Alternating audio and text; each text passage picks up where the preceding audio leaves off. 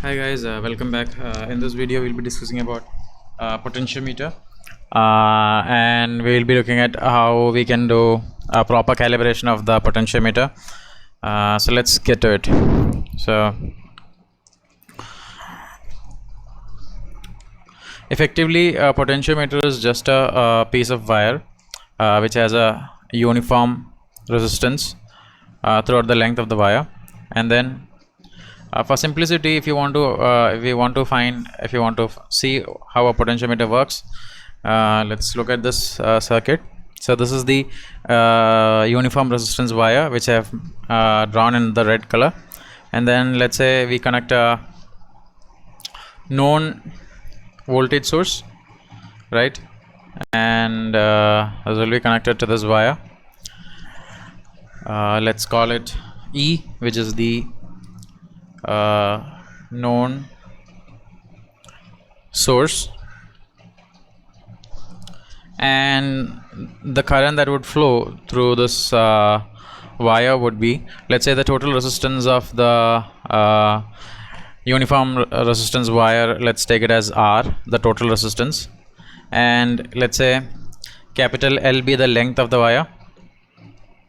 So the current through the circuit would be E is equal E by R. That would be the current that would flow through the circuit. And then potentiometers are generally used for finding the EMF of a cell.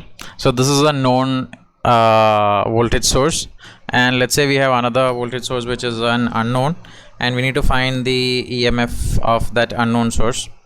So let's say the unknown source is EX. Let's take it as EX, and we want to find what is the voltage of this unknown source. So what we do is that we'll connect this unknown source through a galvanometer and using a jockey. A jockey is a sliding contact. It can slide through this wire.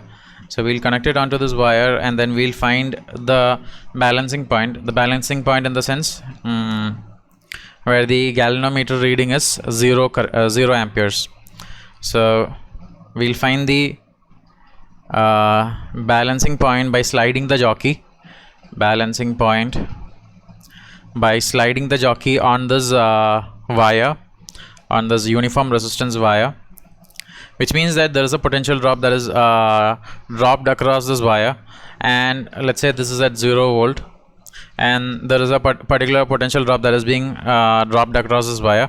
When the potential difference that is dropped across the wire becomes equal to the value of Ex, then both the potentials are equal, and therefore the current through the galvanometer or the current through the circuit would be 0, and therefore we can find what is the voltage corresponding to that particular length. Let's say this is a small length at which the balancing happens, and we'll take it as a small L, and then with that length, if you multiply with the current that is flowing through this length, then we'll be able to the length through the current as well as the resistance of that particular length of wire. If you multiply, we'll get the potential difference of the wire across that much length, and then we can equate it to the EMF of this unknown cell. So that is how we will be able to find what is the value of the unknown source, right? So this is the general practice. So here balancing point is basically the 0 milliamps through the galvanometer.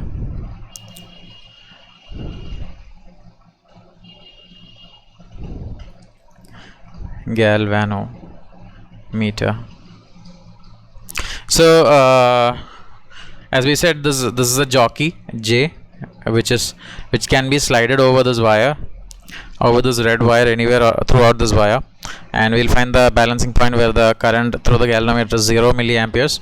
It means that there is no current which is flowing through the galvanometer, means that both the potentials, the potential over here and the potential over here is same, because of which there is no current flow, because there is no potential difference when potential difference is 0, the current will also become 0, because of which we'll be able to get 0 amperes, and that is the balance point. So now if you want to find what is the value of Ex, what we do is that Ex will be equal to the current. Ex will be same as, let's call this potential over here as E1 of L, which is the potential due to this length, the potential difference of this length of wire, or the drop across this length of wire L. So Ex will be also equal to E1 of L, which is equal to the current,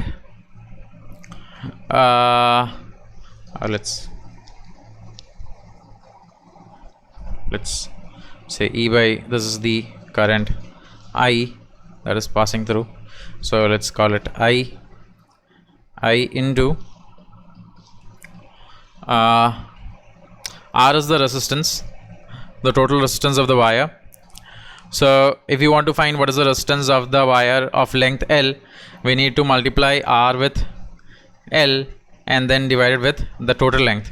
So R divided by the total length would give us something known as the resistance per unit length. So R by L will be the resistance per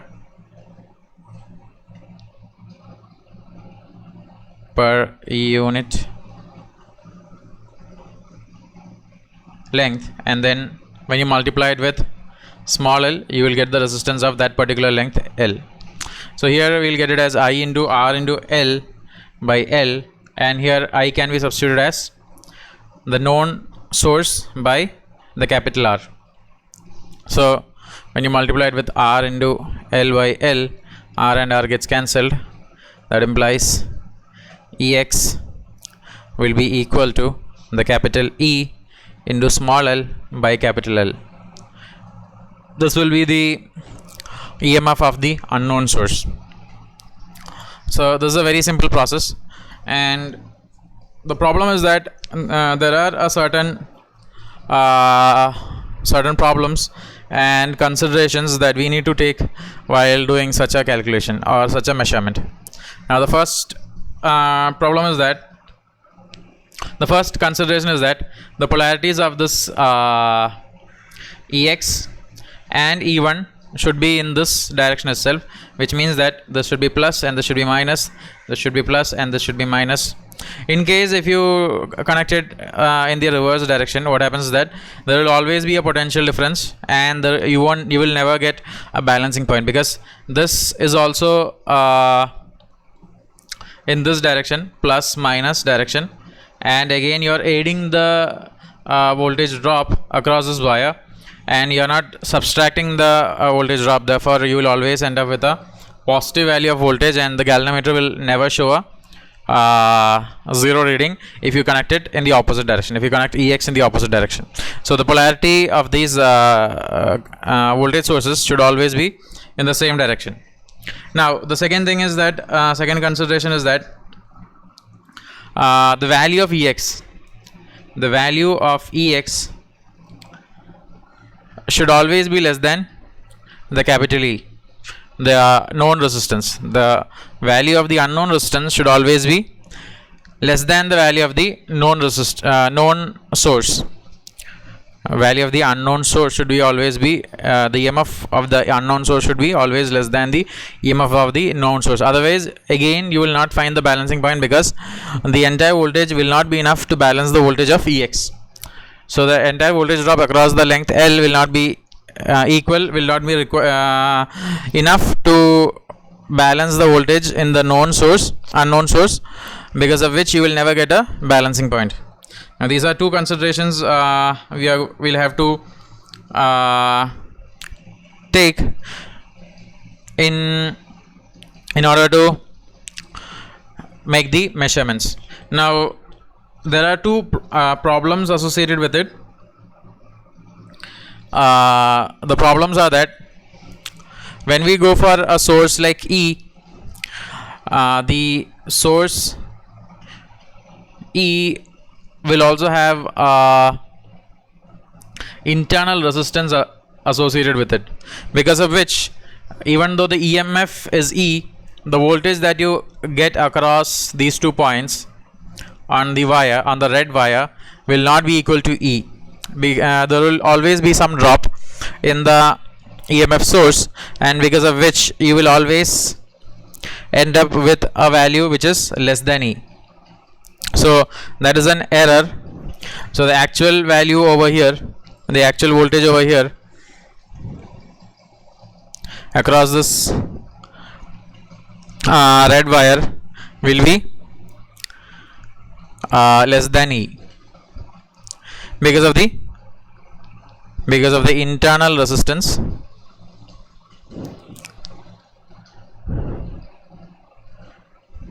of the known source. This is a major problem, because of which you will also get an error while finding the value of Ex, because it is a function of E. Now the second thing is that we are considering that the connecting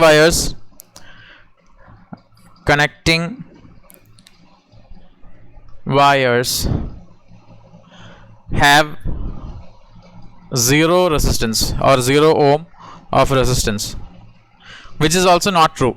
There will always be some amount of resistance offered by the connecting wires, and there will be some amount of contact resistance also over here, because of which there will be a small drop again, which will also add to the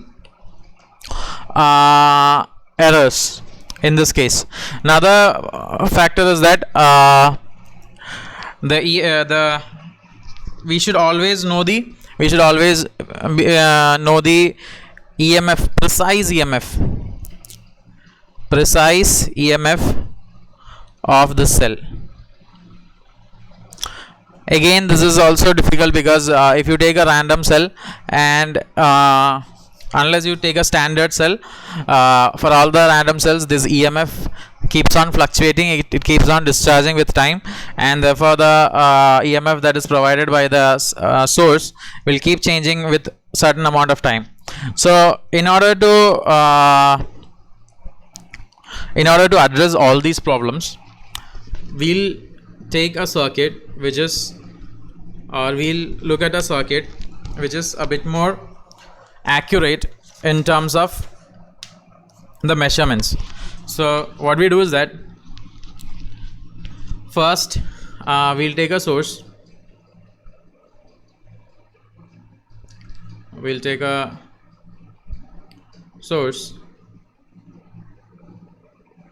E, and then we'll also connect a rheostat with respect to E, and an ammeter,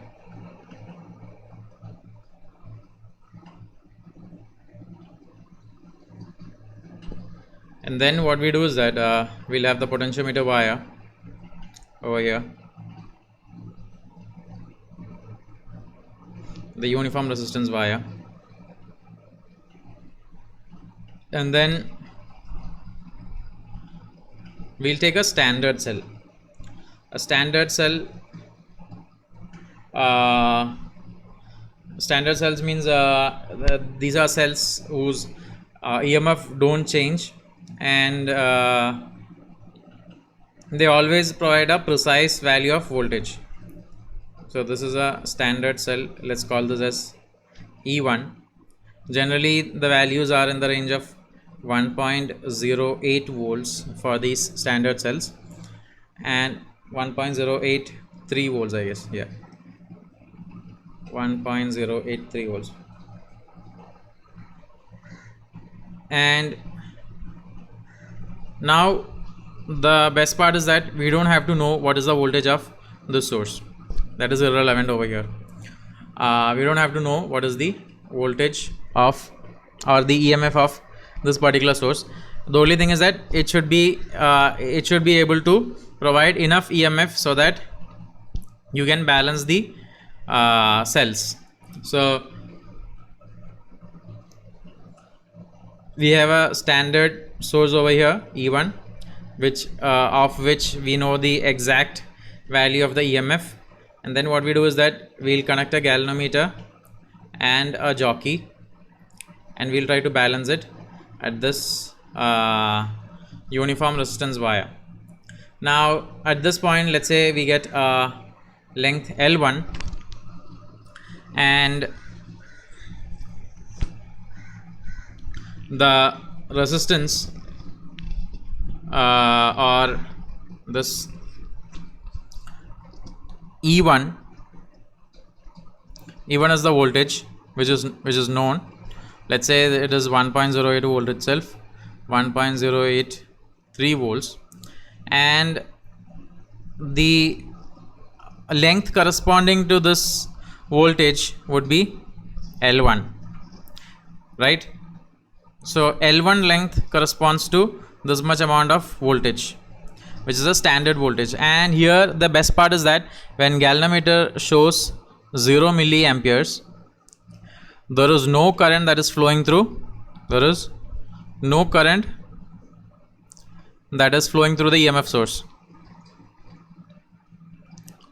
There is no current that is flowing through E1.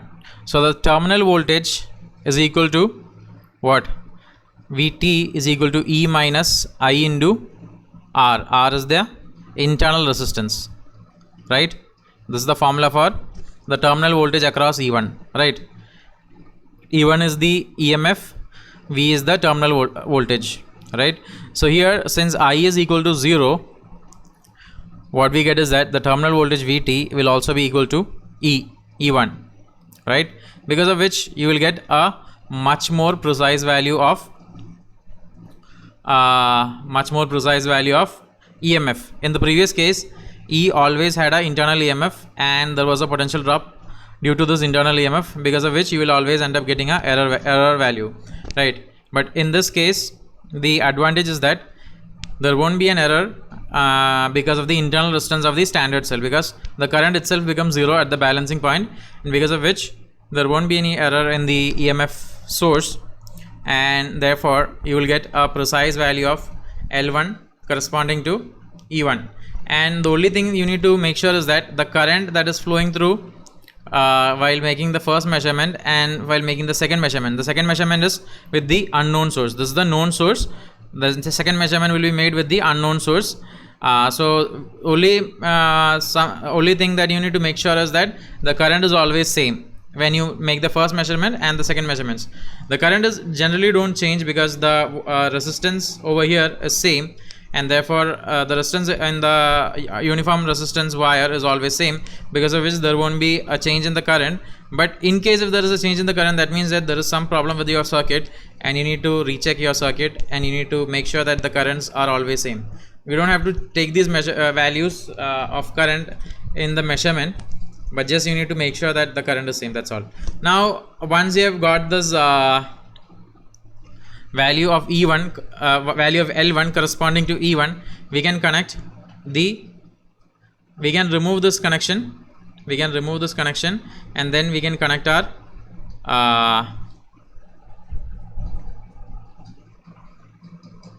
let me just draw the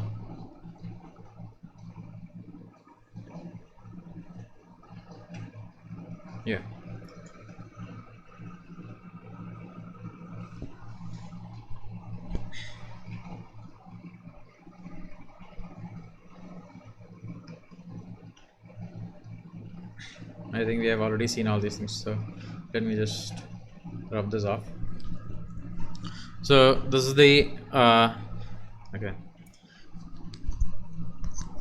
So this is the value of L1, which is corresponding to the precise value of EMF of the standard cell, and then we'll connect our unknown cell. So the unknown cell, let's call it EX, will be connected through a galvanometer and then through a jockey, and it somewhere on the unknown resistance wire it will get a proper balance, which means that the galvanometer value is a 0 milliamperes. Now here what we get is that we'll get a different length L1 corresponding to L2 corresponding to the unknown value of the EMF, and what we get is that EX corresponds to L2, right? Now from here what we can do is that we can divide these two equations. We can divide these two equations and we will get we can divide EX by E1. EX divided by E1 will be equal to L2 divided by L1, right? Because EX is proportional to L2 and E1 is proportional to L1, isn't it? So the voltage, the EMF E1 is proportional to L1 and EX is proportional to L2. From here we can divide these two equations and get the form EX by E1 is equal to L2 by L1, and from here we can write EX is equal to E1 into L2 by L1. Now E1 is the known standard EMF, and therefore we can have a very precise value of the unknown EMF EX. So this is how we calibrate the potentiometer, and we'll get a very precise value for unknown EMFs by using a standard cell. So definitely there should always be some standard that you need to follow, because of which we'll be using the standard cell. And we'll now, the best part is that we are not worried about what is the potential drop or the EMF provided by E, the source, because whatever be the value, we are actually standardizing the circuit with respect to the standard cell, which is having a precise value, and therefore the only thing we need to make sure is that the current doesn't change over the period of the experiment or the measurement.